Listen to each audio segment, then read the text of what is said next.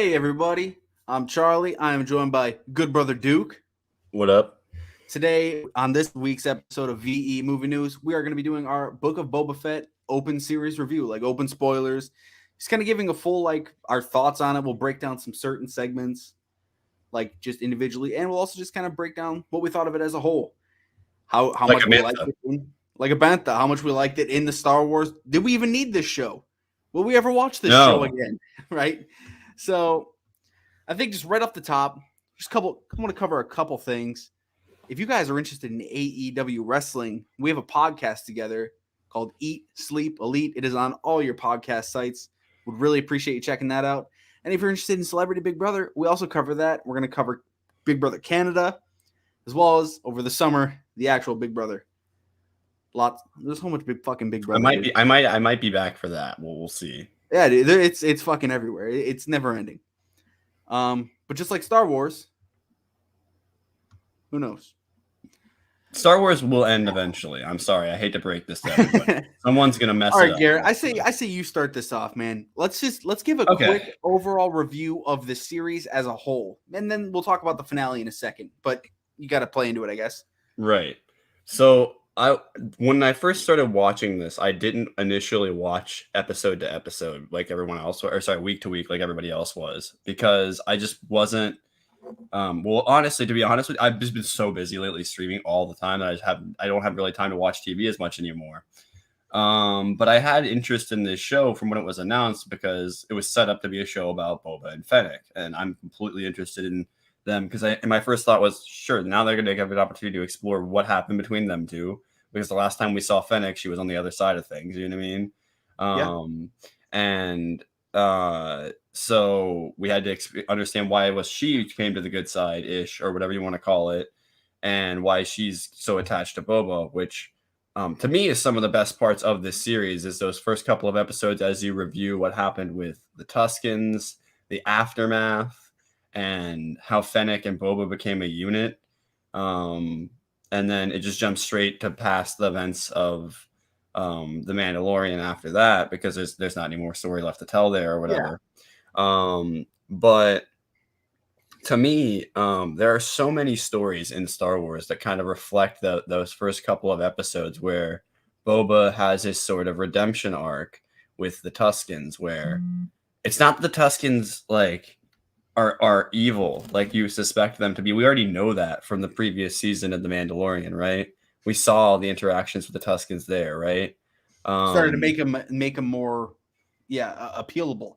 Yeah, it was more human, or more like I don't know what you want to call that. More like whatever you want, whatever. I'm not quite sure the phrasing that I'm going for here, but more like there's more humanity in them. You can see the humanity or the alienness or whatever you want to call it in them.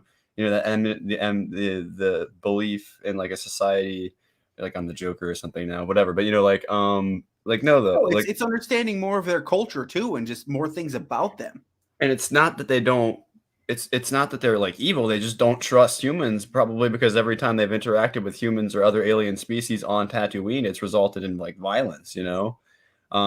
So if you get caught by them, where they, but they saved Boba, and you presume that now, you thought before the dude was probably a prisoner, but maybe they saved that dude out in the desert too. You know, the one that gets killed. Yeah. By what was that thing that they killed in the desert? Some type of some giant alien monster thing that I don't know the name of. That everyone's going to be like, oh my gosh, you're reviewing Boba Fett, but you don't know the name of that monster. Look, I just don't know the name of everything. Okay. Some demon. I used to be, okay, this is what happened with me with Star Wars, everybody. I used to be super that passionate about it, and then the new trilogy of movies came out. That's an unpopular opinion, I know, but it's just, it's not unfair. I will say, I feel like just as an overall feel of the show, it was like a roller coaster. Right? That's true. It was all over the place. I'll give you that. I feel like episode 1 to me, it was off to a little bit of a slower pace, but I was like, okay with it. I was like, okay. I probably would have dropped the first 2 episodes, given how episode 1 was. I probably would have dropped the first 2 day 1, because I feel like episode 1 ended, it just got started, right? And then episode 2 felt like it was pretty solid. I saw some people saying that this feels like true Star Wars, and I can agree with that. Episode 2 is pretty decent. Episode 3 is where we get introduced to our Vespa gang. Uh-huh. I feel like that was a complete disaster. It didn't go the way they wanted it to, that's for sure. Yeah, and then we got episode 4. We were kind of getting back on track. Thought it was a little all right. And then we completely divert from that. Episode 4 ends with Mando's music. 5 and 6, Boba Fett's on screen for 20 seconds. And then we get to our finale. So we'll kind of break down some more of those individuals in a second. But to me, the best way I can describe the overall is it was a roller coaster. And then the finale, I really liked 5 and 6. I'll say that right now. I really liked episodes 5 and 6. Then the finale, man, I feel like there was so much going on, but at the same time, not a lot happened. Right? That's a fair way to put it. There's so much going on, but it's blasters for 30 minutes. That's true. Boba and Cad Bane, it's over and done with nearly instantly. Okay, we have to discuss that. Cad Bane was barely used in this series. You know when I think Cad Bane should have been introduced? Episode 1. Yes, I agree. Maybe episode 2. You know what? I've seen some people on Twitter saying Cad Bane should have been the one that took out the Tuskens. Yes. That would have made more sense than what actually happened. I mean, it makes sense that the Pikes took out the Tuskens as like revenge on Boba because he took out the speeder gang that they were paying to take out the Tuskens. You know what I mean? But like, because the speeder gang was like a part of the Pike syndicate. Well, they were the ones trading the spice for the Pikes on Tatooine, I want to say, or something like that. I forget what the detail was with that, but they included that somewhere in there, I want to say.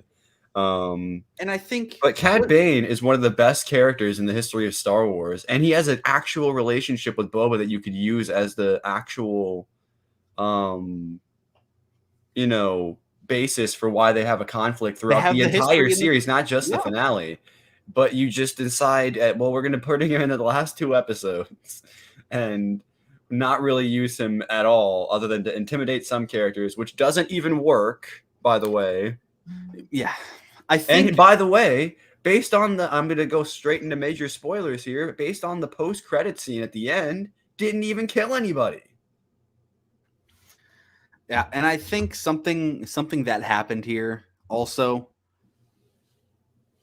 I feel like they tried to pull the White Vision card from WandaVision, introduced us our quote big bad in the second to last episode, but White Vision was used much more in the finale than Cad Bane was. Well, no, there's a difference. White Vision is representative of the villains of what has been for the majority of the series.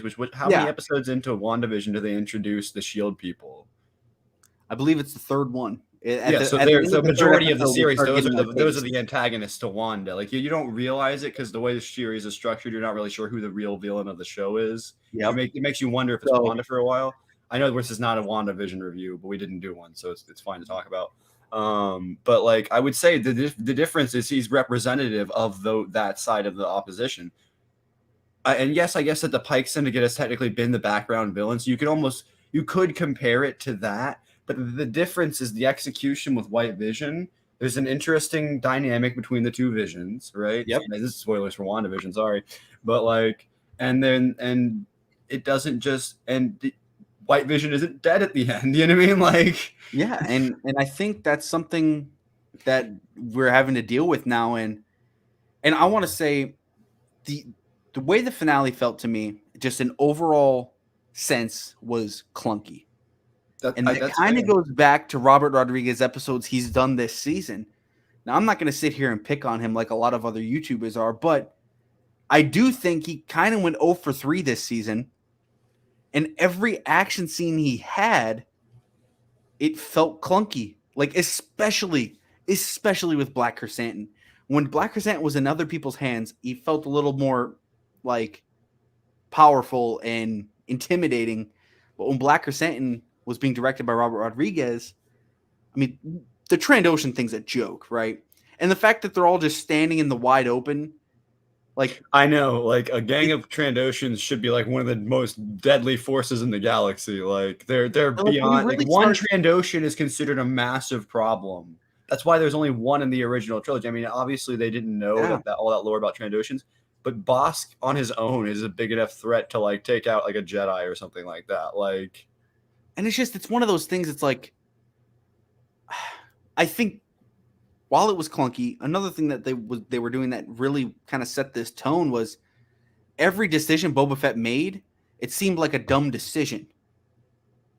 And Boba Fett's not dumb. He rides into town. While this is an awesome scene, riding a Rancor, he rides into town on this Rancor. Why would he not take his ship? On the Rancor, he can get shot 360 degrees. His ship apparently is 2 blocks away. I mean, he's in his armor, so technically he can't get shot. Yeah, it's one of those things. His ship is apparently only 2 blocks away because that's how quick the Rancor. Only somebody with Mandalorian armor could ride a Rancor into battle without having to worry about. But it would have made more sense if it was. It just felt like they didn't. Because there's a precedent of a character that rides beasts, and I get that they wanted to reflect that with all of the Mandalorian characters, but like that was something that was specific to Din doing that Western stuff where he was learning how to ride stuff. That was specific to him. And it's clear as day when they were drawing up this show, that was one of the pieces of concept art, and they were like, all right, we got to fit this into our story somehow.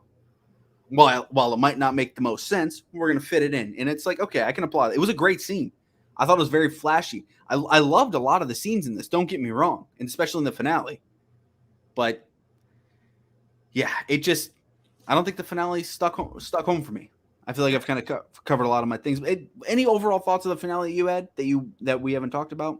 I think it's a really flawed decision to have Grogu choose the Mandalorians over the Jedi, especially because the Mandalorians are not even a choice. So let's talk about the no sense that makes really quickly.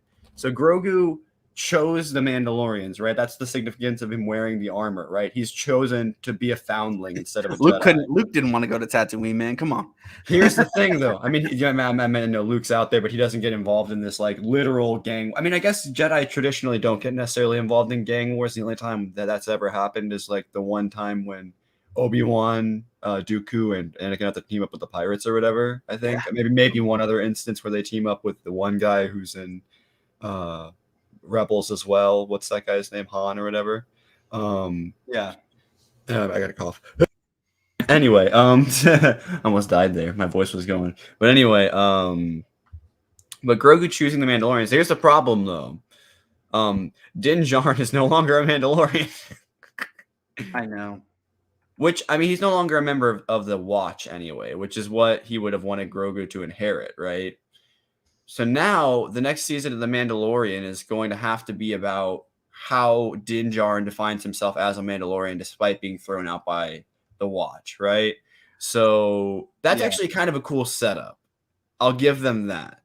Yeah. However, this goes back to a point that I made to you multiple times before the finale when we would have conversations about this show, which was this should have just been Mandalorian season 3. And this should have been one of the subplots, and it should have been given more episodes. Imagine if they had this going on, and at the same time, you had the plot with with him trying to become Mandalore because he's got the Darksaber, and he's trying to rally the rest of the Mandalorians and the Watch to his side to unite all of Mandalore and maybe find a new planet to call Mandalore or rebuild Mandalore or something, I think that's just imagine if that was all going on at the same time, and we built to this crescendo where you had a showdown between Cad Bane and Boba Fett on one side, and Bo-Katan and her Mandalorian sect on one side, or that might be what goes down. And then you know what I'm saying, like, sorry, with Boba Fett and I messed it up. Boba Fett and the Mandalorian on one side, and then Bo-Katan with Cad Bane. But like that would have been an insane story. Obviously, that they don't have the budget for that, and they don't have the amount of episodes for that. But that would have been incredible, but I also always do say you can't be mad because it wasn't what you wanted it to be, because like you can't, as a fan, you have to like you have to temper your expectations. But at the same time, this show didn't really, in my opinion, have like there was speculation about it, but pretty much everything that was speculated before the show came out, I think happened in the show pretty early on, and then they went a different way with it.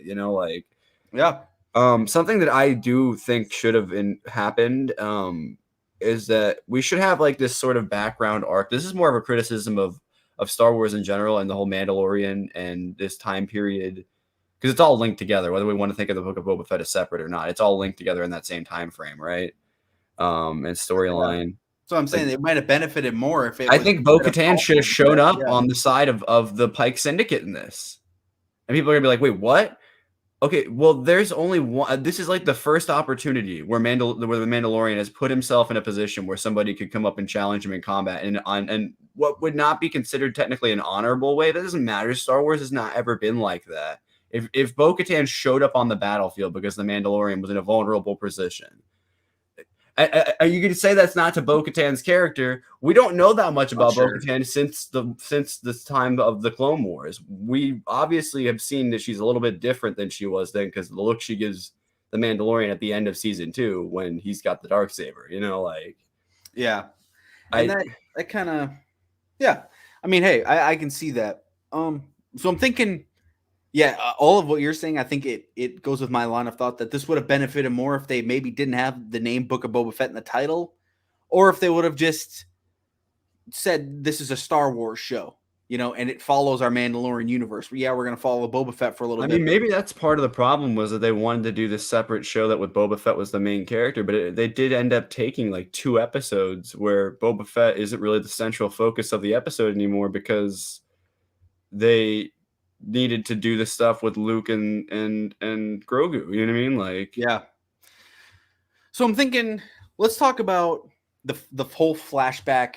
So this story is kind of told in a couple separate ways. You got the current time, and then we have him escaping the Sarlacc and being with the Tusken Raiders, and all of that is told. The way that it's told is he's in the back to tank, and it's through his dreams. That's right? A cool bit of lore, by the way, that like when you're in a back to tank, that your mental problems, like you can have mental issues that get healed as well. You know what I mean? Like, and I would say I think it worked. I do think episode 1 had it of that's the weird thing about episode 1 is it feels like it just gets going and then it ends, right? And I don't know if that's a criticism. I don't know if that's Disney Plus for not dropping both at once. Both shows, both like Mandalorian and Boba Fett? No, I'm saying both episodes, episode 1 and 2. Oh, I see what you mean. Because episode 1, when it ends, you're kind of left feeling a little empty, and you're like, well, now I got to wait a week, and this just got going. And it's like, okay. Episode 2 comes out. I feel like it improves upon the story here. But every time we're seeing the Tuskens, this was a me thing. I noticed I liked the story of the Tuskens, and I thought it played out well. Part of me wishes it was all just told at once, and then we get to the actual story that was happening. Because while we were going into episode 2, and we were meeting Black Chrysanthemum, we're meeting the Hutts, I found myself being much more interested in the current story instead of the Tuskens. Oh, well, inevitably, because I felt like, and I got this weird feeling while watching it that the Tuskens was actually taking away from my enjoyment of the episode. But if you put it in a vacuum and you think of the flashbacks as a whole and how it ends in episode 4, I'm like, I actually do really like the Tusken Raiders story. But yeah, I mean, that's kind of just, I feel like that's a way to put it out there, I will say this. It's sad because the actual arc that they write with the Tuskens is really good. Agreed. Especially the ending. But then the thing is, like, if you really think about it, it's all new. This is all new content from this timeline that we're in. It's just that we've already seen Boba Fett after this point. So we want to see him beyond this point, right? Because we don't want to see anything that's technically in the past. This is still technically new, though. This all happened while the events of The Mandalorian season 1 were taking place. So, like, I don't know. It's like you got to give and you got to take with this. Like, yeah, they probably shouldn't have taken multiple episodes to do this, right? But because maybe they would have had more episodes to work on stuff like the Cad Bane being introduced, and maybe you could have still, because I feel like that maybe is maybe another Western thing with the villain not really showing up till toward the end, like the true villain of the show. Maybe I don't understand what I'm talking about. It's possible. I don't really know that much about Westerns, but it's definitely been a Disney Plus trope. Yeah, there's been other shows where the villain hasn't shown up till the end, and sometimes that has just inevitably like. If you're writing a show to be like kind of like psychological, and which this is Boba's journey to becoming the good guy that we see in Mandalorian season 2. You know what I mean? Like, so I that's why I kind of push back. I think we needed these episodes, but like maybe they should have maybe there should have been just a few episodes of just. I kind of like we were saying, like maybe there should have just been this, and then we start the arc of Boba Fett in the I in the feel current like if they would have timeline. released this Tusken Raider story as almost like a I don't know if you want to say first episode, almost like a prologue. If it's like some 30, 40 But you minutes. can't do that. You can't do a prologue. You can't But do a that's what I'm pilot saying. type episode. Like, there's no way to do that. There's something they could have done, but I think all in all, if they would have just made the entire Tusken story, the first 2 episodes, that would have gotten backlash. So they created because they'd have been like, "Where's the current timeline? Where's Boba Fett?" And this, yeah, they'd be. They create a plot mechanic to go back to those stories, which I think works. Yeah, I don't. It makes you wonder what some of these other people are going to be. Like, if we can get, are we going to get cutscenes with Cobb Vanth remembering stuff? Yeah, so it's just because I think there's history with Cobb Vanth from the comics and stuff, right? Like, yep, Cobb. He is one of the characters that came from Legends. So yeah, so it'll be interesting to see if he remembers it. Imagine if some of the dreams were like sort of not semi-canon dreams that he was having, where some of them were legends and some of them were actual current canon stuff. That would be kind of cool. Like if he was like this sort of like, no, sorry, we're going to talk about another character that came from the comics and the legends and all that, and that was Black Chrysanthemum. We got to mention him a little bit. He made his debut in episode 2. What a cool character design, by the way. So neat. I mean, this is so we watch Star Wars. Every version of Star Wars, every crew out there should have a Wookiee on it. It just should. Yeah. I mean, what this man ripping people's arms off. We actually got to see it, which I think is kind of cool. We got to see what our Wookiee ripping I like arm. That was, I believe, episode 4. That's we got to see him ripping arm off. Yep.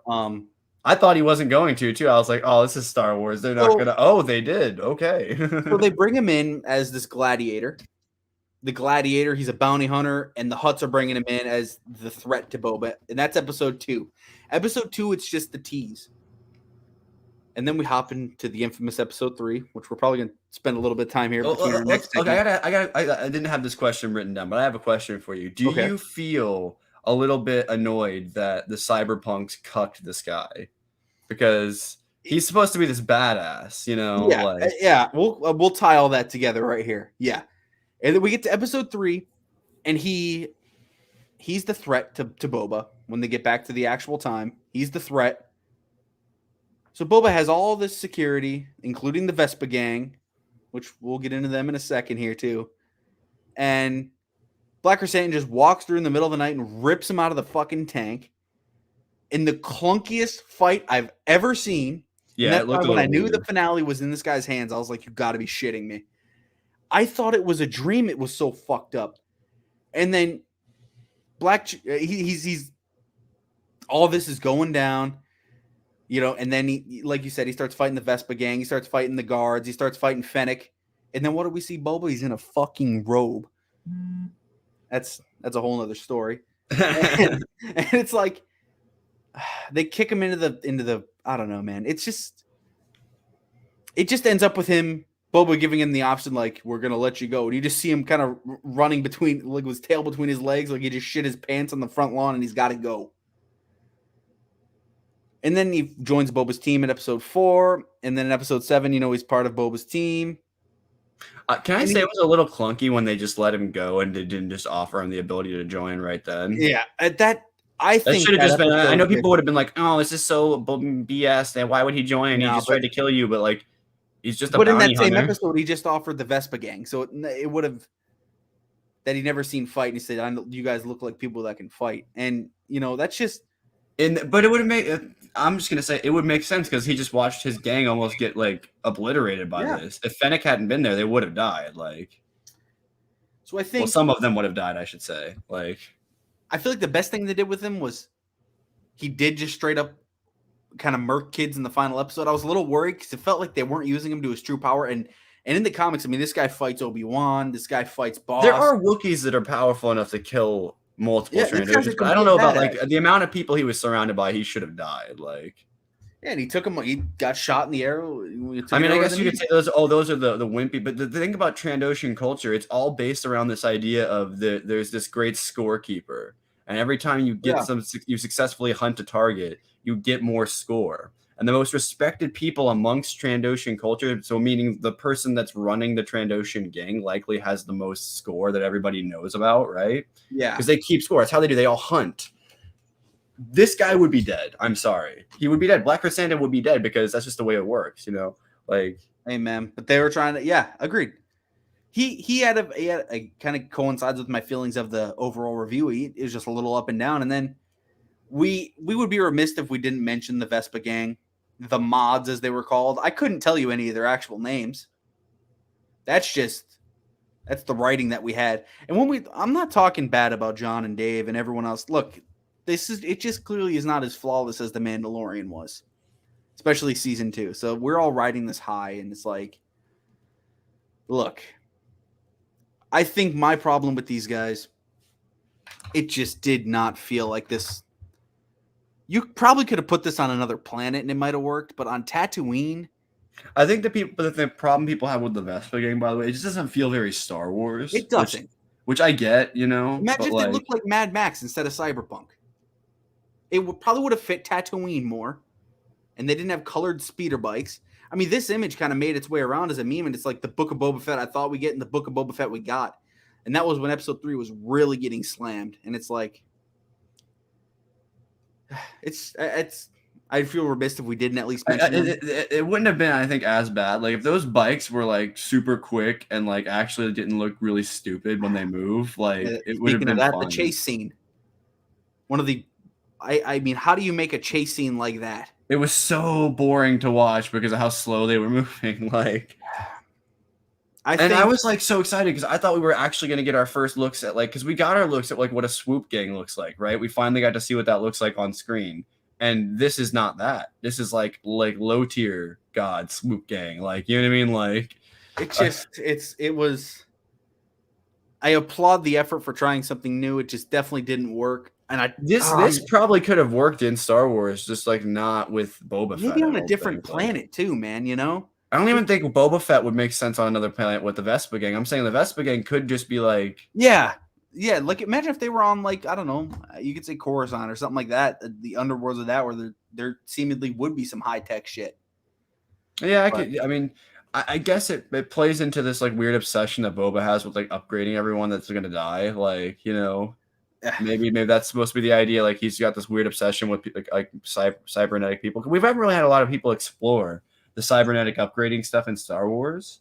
It's a big part of it. And then there's like 3 kinds of people. There's humans, there's alien types, and now there's cybernetics, and there's aliens that are cybernetically enhanced. Mods and Cobb Vanth is now. I mean, look, I like how they tied it into Fennec Shan's story. I thought, again, to me, the highlight of the show with Boba Fett was his stuff with Fennec. It was beautiful. Mm-hmm. So let's talk a little bit about episodes 5 and 6. Did you think Fennec should have had some kind of reaction to being unwillingly like mechanized like that? Probably not. I feel like from her character, she was just happy to be alive. Maybe, but at the same time, like, oh yeah, I'm sure you could. There's a lot of that's been the traditional story you tell in Star Wars, is like the sort of the body horror thing that goes along with people being upgraded against their will, you know? Yeah. But like, I mean, maybe they didn't want to go with that. But I do like that we're getting to the Luke stuff, because I still think Luke is like one of the best Star Wars characters, especially in this. Like, he's great. I will say, episode 5, I thought they made the Mandalorian out to be a complete badass. In the first 3 minutes, he's using the Darksaber to slice motherfuckers in half. Yep. He takes his head off and is just holding it in a satchel. He's holding it in a little fucking bag that he made. And just, it felt like a completely different show. When I'm looking back on it, I cannot believe that was this show. Like when I'm spoiling my thoughts for the end here, but when I rewatch this show in the future, I'm only going to watch episodes 5 and 6 and probably maybe 7. Like if I'm doing a Mandalorian rewatch and I'm just, getting on myself all excited for when he fights Thrawn and some crazy shit's about to go down. And Ezra comes screaming in from the top rope. Yeah, we're getting Thrawn versus Luke Skywalker, and it's like crazy shit's about to go down. And Keith Lee suddenly is Jedi. What? Yeah, so it's like when I rewatch this down the road, I'm probably only going to watch 5 and 6 and maybe 7. And it's like, I think these episodes were just utterly beautiful. Now, look, I know I see a lot of people saying, well, it's just fan service. Well, so when fan service is done right, it doesn't matter. I mean, of course it's fan service. It's Luke fucking Skywalker. It's like, come I on. mean, you're gonna sit here and say, "Oh, that's fan service," but you were the same people that were like in tears over like the Mandalorian season 2 finale. And Like Spider-Man No Way Home, guess what? It's fan service. But that's the when most fan service of all time. They literally that rumor came into being less than a year before that movie came out, and they somehow managed to get it in. Like, and it's like when fan service is done right, it's beautiful. And I actually really thought when we had Luke and Grogu and Ahsoka was there, and just seeing Mandalorian, plus Cobb Vanth came back, we had Cad Bane, and at the end of episode 6, it's like all of this is fan service. I will say at the end of episode 6, when they bombed that place, that was surprising. I didn't expect to see that in Star Wars either. It was unexpected, and it was pretty badass.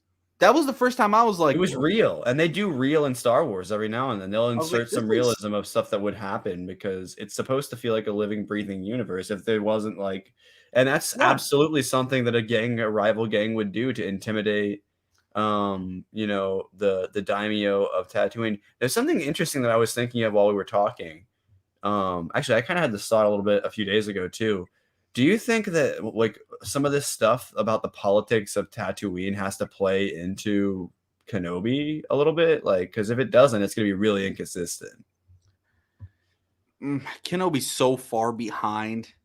But Jabba as the daimyo should have the same amount of responsibility. I do imagine we'll get shots of Jabba and stuff like that. I would think they have to address why it is that Jabba was just like, I don't think Kenobi's going to be on Tatooine long. I know we're making predictions here, but I really don't think he's going to be on there too long. You don't think he'll be on Tatooine for the show of Kenobi? I mean, that would be really weird because he's on. I think they're going to venture off, especially because he's going to fight Vader again. So it's like. Well, the thing is, we know where he was at the end of Revenge of the Sith. He has to start on Tatooine. He's at least there at the end of Revenge of the Sith. Yeah, he's definitely going to start on Tatooine. So, yeah, I mean, that'll be interesting. So that has to stay consistent now. You have to have the Tusken tribes being sort of all kind of like not against each other, but like not allied either. I'm done with Tatooine. God, I fucking hate it. Isn't it? That's kind of okay. Okay. Every show. This is one of my questions. Does this change your expectations for Kenobi now? Because we've spent so much damn time of the last like 3 Star Wars seasons on Tatooine, and we're gonna spend another season there. I'm sorry, we're staying on Tatooine. People are like, he's gonna go to different planets. You know how expensive it is to shoot in multiple locations, dude, especially with COVID right now. Like, oh my goodness. No, Star Wars has that new technology. I'm pretty sure they're using the Mando technology. Well, even if they're doing that, they still have to. I mean, what is your excuse for him leaving Tatooine? He's got to stay there because Luke's staying there. I mean, there's no reason. It's going to be something with the Inquisitors, and They will have to come to him. He's not. How could he leave a Jedi on Tatooine? Oh no, yeah, they're going to show up there first. I mean, I don't know. It's Deborah Chow. I'm confident she's going to pull off the show. I just am not confident that he's going to leave Tatooine just because I've seen nothing to suggest that, like other than rumors. Let's just hope it's at least more interesting than the Tatooine. If it's better than this, then it's fine. But you have to keep some of this lore consistent, right? Like otherwise, it doesn't make sense. Like exactly. Well, how did you feel about Luke's? Also, the CGI on Luke, night and day.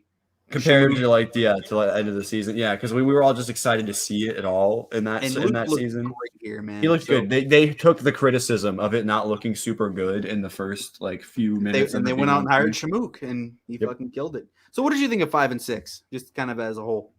I thought they were really good. I enjoy everything that's got in it because he's a better character to have a show like this. So unfortunately. Good, Boba Fett always should have. You know what Boba Fett should have been, man? It should have been a movie, like it was always supposed to be. Probably would have more success, right?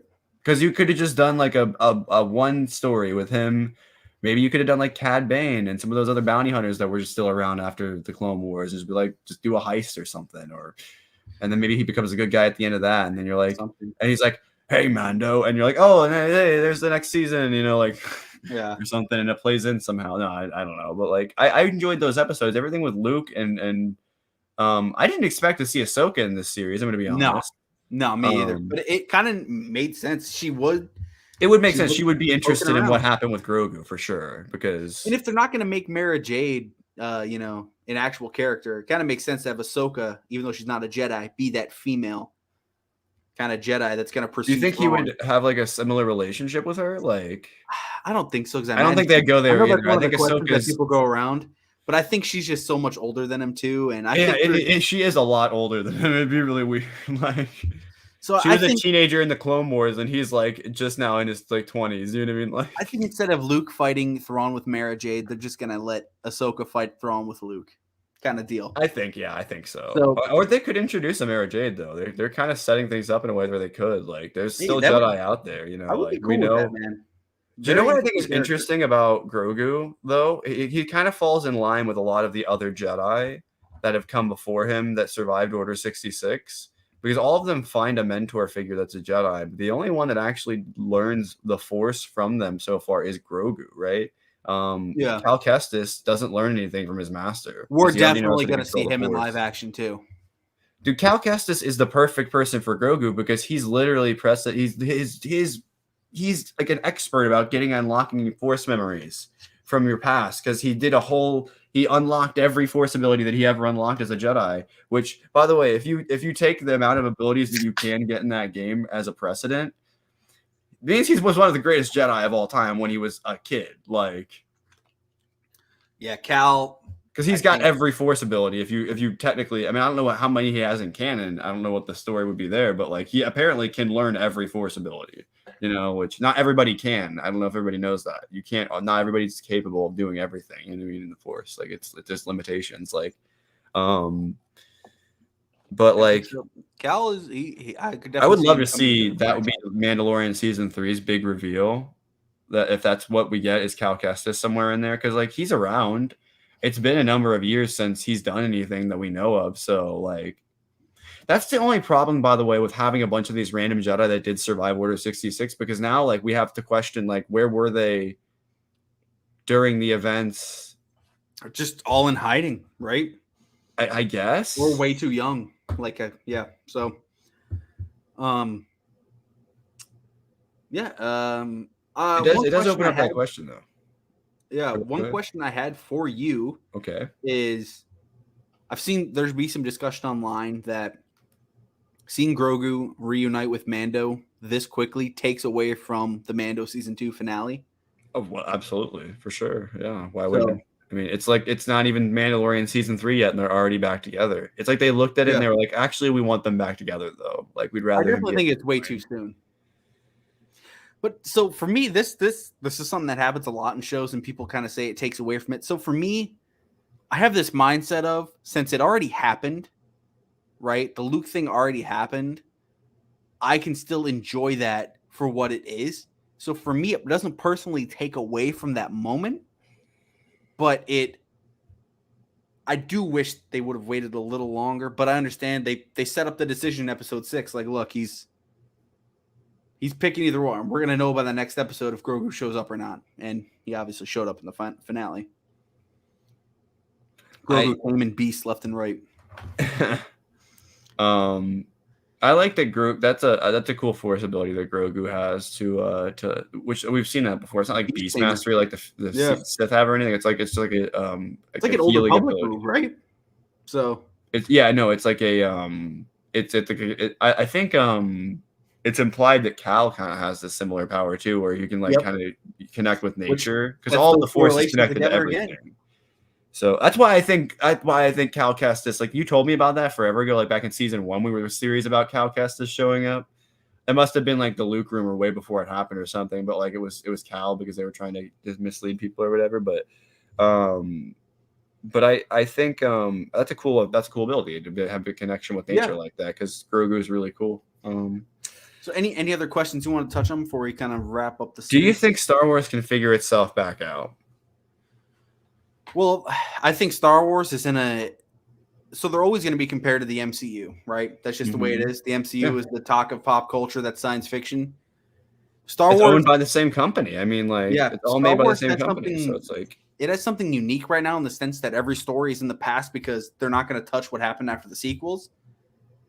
That being said, they do have to be careful because I've seen a lot of people like super down on the Book of Boba Fett. Like super down on this finale. To me, I kind of gave my thoughts. I mean, I don't hate it.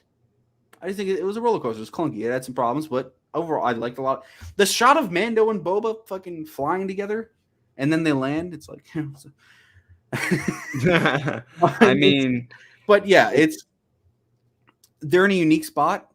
what was it? Do you think they can figure it out? Like, can they make it like where they're like one of the top? Because I think like you said, they're compared to the MCU. I'd say, in my head at least, not this isn't going to be everybody's opinion. I'd say the MCU is way ahead of Star Wars in terms of. Their best chance is to keep Baby Yoda in it, and that's why they brought him right back. So now Because they knew if there's no way they're going to compete if they take away one of their key things, even though it challenges narratively what you would expect, and it would have been probably more interesting of a show overall if they hadn't done that, and maybe like a less clunky, more consistent show where they could have told this long-term story. Which kind of makes me wonder, will this only be like a 5-season thing now, where this is going to count essentially as more Mandalorian season 3, and we only get like a couple more seasons of Mandalorian because of this, or maybe only 5 total? Or something we do like know that. it's going to break off no matter what. I think it's going to break off, but the stories are going to go their separate ways for a little bit. Ahsoka story, Mando story. I mean, Ahsoka. This is probably the last time Ahsoka is going to interact with Din, right? Because she's going to go do whatever she does in her show. Until they set up the Thrawn threat, I think this Mandalorian universe. I love that Thrawn is getting to be the villain that comes after everything. It's so brilliant because that's how he came in originally, is in that post timeline. So now that he's like, it's just now we have the history of him. He was around during the Clone Wars. Filoni's genius for figuring that out years ago. You know that. You know what? By the way, with Filoni, this was, I believe, his best directed episode yet. He has been improving every single time he takes that seat, and he's going to be great because he wants to learn, and he's going to be great. And I still love the imagery in the Ahsoka episode, by the way. Some of that stuff, like the Eastern, like sort of like that planet that they were on, that was supposed to be like, I don't know what it was supposed to be inspired by per se, but like it looks so cool, like the Sakura type trees. You know what I mean? Like that was some cool images in that. But like, I just like, I don't know, like what I was hoping for from this show was just like sort of like a down and dirty bounty hunter type show, you know, where a Godfather type vibe. That maybe not even that, just like there's always been for years, like back when the Boba Fett movie was hinted about, back in like before Force Awakens had even come out, I think, and they had just been talking about these possible anthology movies that they were gonna do. I remember the Boba Fett movie was supposed to be this underworld gangster type. Sort of like thriller, maybe not a heist movie per se. A lot of people wanted that in Star Wars. I don't think Star Wars would ever go there. Maybe they would per se. I mean, they did a little bit of it with Mandalorian. So, but I think the key thing was just that it was going to be kind of an edgier Star Wars movie where you got to see a little bit of the underbelly, maybe of Coruscant, maybe of some of these other planets. You know, maybe you get to see. I think we're going to see some of that in Andor, man. Andor, I think that's where we're going to see that now, and I think that's why Boba Fett didn't end up being that, because they knew they were going to do that somewhere else. Because Cassian's parents were involved in that, were 100% after the Republic fell, because they were like loyal to the Republic, to the Separatists, right? So they were like when They probably had to jump straight over to the Empire side. Otherwise, well, that's what I don't understand, how he became a rebel in the first place. Because like his family would have just immediately been allied with the Empire, right? I've never understood that. Well, I do want to hop back to this point real quick. I think so. We were kind of talking about the MCU. I think the MCU's first major goal was the Avengers movie. That was they laid the seeds for that, and that was their first major goal. I think with the Mandalorian universe, their first major goal after building up these TV shows is going to be a movie where they all team up and fight Thrawn. Do you think Luke will be in that? I do think Luke will be in it. I think Ahsoka will be in it. Probably Cal, probably Ezra, probably Sabine. We'll probably have our conclusion of the Mandalore, which I'm guessing is going to probably run season 3, maybe season 4, depending on how it goes. And then you can kind of see where I'm going with this. One season of Ahsoka, one season of this. All of a sudden, we're getting teased up, and then the day after that, say it's Mando finale, and they're like, "Oh God, now we got to go to Thrawn." Boom, we get the trailer for the movie, or like something like we get the announcement. I don't know. Would that be a movie or a series? I don't even know, because this has all been TV. I think the goal is to bring this to the big screen as the next Star Wars movie. Who direct? Which of these? Because we got multiple directors working on Star Wars projects. I'll tell you right now, Bryce Dallas Howard. Oof. And I think that's the move. That would be crazy. I think it's her directing the movie, which is going to be the conclusion of The Mandalorian. And then, if that's a success, we all know money wins. Success brings everything, right? I mean, we'll just get more shows. Like, I mean, the thing is, it's Yeah. like they did the same thing that Marvel did. They kind of played it safe with their first run of shows. Andor isn't really going to go anywhere probably because it's going to lead into Rogue One essentially. Yeah, You know we what I know mean? where Andor goes. Andor, yeah. See, that is a very unique playing Actually, field. to be honest, that show could go multiple seasons because it does exist in a timeline that's completely Yep. separate, right? It's got a completely unique. It's So like and we Andor could, had a if complete. it starts him young enough, we could absolutely follow him for a while, you know. But like, but that's a choice they will make when the series launches. Obviously, he might be a teenager, so we may only get a couple of seasons, you know. But like, I mean, like, I don't know, like, I think that the precedent that this sets is a little bit weird because like the first two seasons of The Mandalorian, I think there's clunky parts of it, but it's still overall really good. Oh yeah. But this show, I feel like is going to be looked back on when like if Ahsoka is really good and Kenobi is really good and Andor is really good and then the Thrawn stuff eventually happens, you know, then I think this will be looked back as a like sort of like how I think to use like Harry Potter as an analogy, like those Fantastic Beasts movies. The first one a lot of people really liked. The second one came out and people are really, let's say they do 5 of those and 4 of the 5 are really good, right? You're still going to know that the second one, you can never watch those movies all in a row because that second one was just so bad, you know, like. Yeah. And this Yeah, is like you were already saying Ed it. You're Harkness, not going to yeah. watch this whole series over because why would you? No It's shot. just, like Unless I like watch it with my dad for his first viewing, something like that, right? yeah, something along those lines. I'll for sure probably do. I like to rewatch stuff with other people because I like seeing other people's reactions and stuff to see if it's similar to how I reacted. Like this to me, it didn't feel as impactful as Mandalorian season Oh 1 and hell no! especially season 2. Like, But those 2 um, episodes, that's what I get. That's what I keep going back to. I'm like, God damn, those were so fucking good. How is it in this show? how is this It's like? And it goes back to what I was saying. A lot of people are not going to like this take, but like it should have just done Mandalorian season 3 and like had you this probably be could have one of done the something 5. else instead of Mandalorian in that spot. That's where he recruits those other bounty hunters. You know, You know, honestly, it was a little weird and disjointed how it felt like the tone you got from the conversation he had with the local gangs on Tatooine was that they were gonna betray him, but then they yeah. don't until like the very last second, and so that feels a little bit like they didn't quite know what they wanted to do with that. Like, are they gonna honor it? I mean, we do have precedent for gangs honoring honor and sometimes, but not really on Tatooine. So, but like they didn't really have that much of an impact on the overall battle. So. You know, Yeah. So I'm thinking let's wrap this up. okay. Let's kind of give a rating. Well, instead of because you can't really do out of 5 or anything. So we do on our podcast, a thumbs up or thumbs down. And then just any closing thoughts. I'm gonna let you take the lead here. I wish you had gone first because I really don't know where to go with this because it's tough because like there's a lot of stuff I really liked in this show, but there's also a lot of stuff that I was just like, okay, like the way they treated Cad Bane in this show is just absolutely unforgivable. Like, I'm sorry. He It's got to nice to be see him in cool. live action, but I do It's agree. awesome to see him in live action, but the way he went out was just like he did nothing. Hey man, no one's ever really dead. He Just hook never him up felt with the like a mods. threat. He literally never at one point felt like a threat to the protagonist. Like, and he's supposed to be like the villain of the series at the end that like represents the Pike Syndicate. And Yeah. like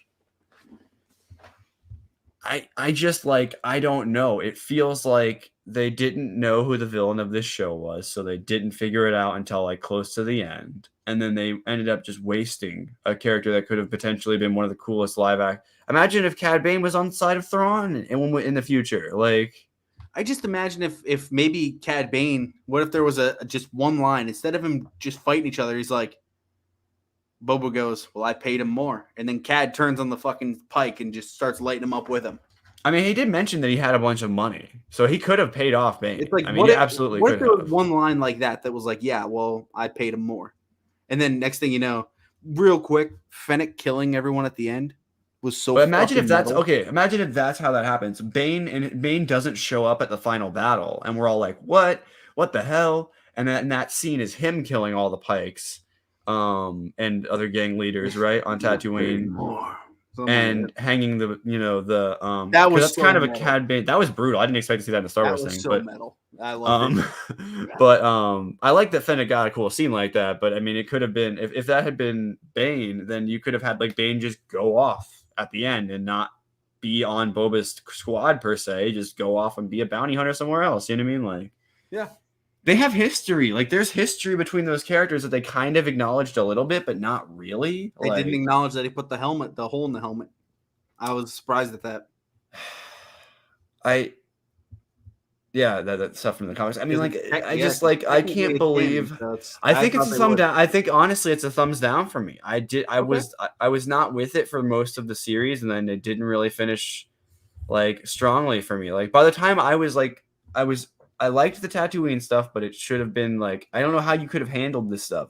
You had to explain how he, and I actually did see some people criticizing like, well, why does he go back for the armor in the first place if he knows he had to take it off to survive? Like, hey, yeah, he was so out of it at that. There's point. Also a little bit of story really. there where we don't quite understand when Cobb Vanth picks up that armor. He just ripped it off the Jawas, right?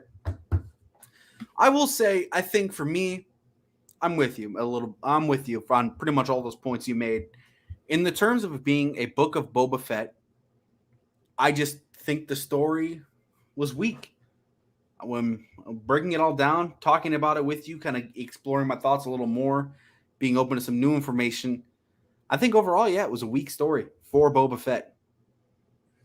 Episodes 5 and 6, thumbs up. Episode 2, I don't mention it a lot. Episode 2 really isn't bad. It's actually quite enjoyable. Yeah, I mean, I think a lot of the episodes I could sit there and watch and enjoy. Yeah, and it's just... I just think I don't understand why this is the story that they went with. Like, and I think that finale left a bad taste in my mouth, and I don't think 5 and 6 were enough to save this. So for the book of Boba Fett, this is a thumbs down for me too. And I think that's out of these Disney Plus shows. I always thought the only show that's kind of weakened with me over time is Loki. And I kept, every time I think about it, I'm like, really? I love that show. But to me, that show was still a thumbs up. And this is the only one of any of the Disney Plus shows, not counting The Bad Batch. Fuck that. There was some, by the way, there's some story connections in Bad Batch that just didn't play into this at all. Like Omega and Shan having a moment together. There should have like, does Boba even know about his sister? Like, I don't think so. And maybe that's something they bring up. Because maybe that does come down the line later, because she's another Mandalorian that's technically out there, so that would make sense. This is going to be true here. Are they going to stick to their guns and stick to their current story plan, which is probably a season 2 with all these characters, or are they going to switch it up knowing the feedback? That is something I kind of hope they stick to their guns, put it in someone else's hands, because I guarantee you, in the right hands, that Vespa gang, we could have cared a lot about them. They could have done. True. If it was in the right, I don't know. I don't think people would have ever liked. Like, I only liked them because they were like they looked like something that would have shown up in like another kind of sci-fi thing. Think of all these other characters that we've come to love in the Mandalorian season. That's like, Quill and Ugnaught. Have we ever had a connection with an Ugnaught like that? So it's like, if it was done properly, this all goes back to writing. If it was done properly, we would have loved it more. It's like what they did to our boy Kingpin. It's like, if it. So I did bring this up to you. It's like it suffers from the same issue that Hawkeye did. It just didn't have enough episodes to like get done what it wanted to get done, I don't think. Oh my God, if this had 10 episodes. If this had more than 10 episodes, this would be an insane show. Like, but you don't have the luxury of doing that when you're first getting a series. The 7 is actually kind of cool that they got it. Most of them would be 6, like how Hawkeye was, because Hawkeye was destroyed by the shortcuts. I just don't, like some of that's the only Disney Plus show that hasn't really hit for me, by the way, is that's Hawkeye. Fair. This had moments in it where I was like, this is Star Wars, but like, especially in episode 2, that felt like it could have not been part of the MCU. Like, yeah. I think that's it for us, huh? I think, that's pretty much. I don't have anything else to add. Like, it's just like I was disappointed, but I also didn't have super high expectations for this show. So yeah, that's a good way of putting it. So yeah, guys. I'm not sure what we're covering next, but I know we got some stuff coming up. We got Moon Knight at the end of March. Yeah, definitely Moon Knight. I don't know if there's anything in between there that'll come out. That Maybe will... if you binge Peacemaker's finales next Oh week. yeah, I haven't watched Peacemaker, guys. I know I loved Suicide Squad and I love James Gunn. I've talked about this on the channel a lot, but like, man, I just never got around to watching that. I don't know. Same thing with this show. That is fair. I watched like 4 episodes of this show in one night or something like that. I think and Peacemaker is nice and easy to watch too. And we got Kenobi May 25th, Star Wars Day. So maybe we'll get more Cad Bane in there because there's history there. So yeah, that'd be cool. So imagine if that was actually the setup that they were doing in this, was to set up him for Kenobi, and how we all have to retrospectively be like, well, I guess I was wrong. I guess it was good that we got Cad Bane in live action, because now we got Cad Bane in live action for like 5 episodes. So yeah. So that'll be it for us. If you enjoyed this and you stuck around to the end, thank you so much. Let us know what you thought about it in the comments. We'll be sure to reply. It's always greatly appreciated. And we will catch you on the next episode of VE Movie News.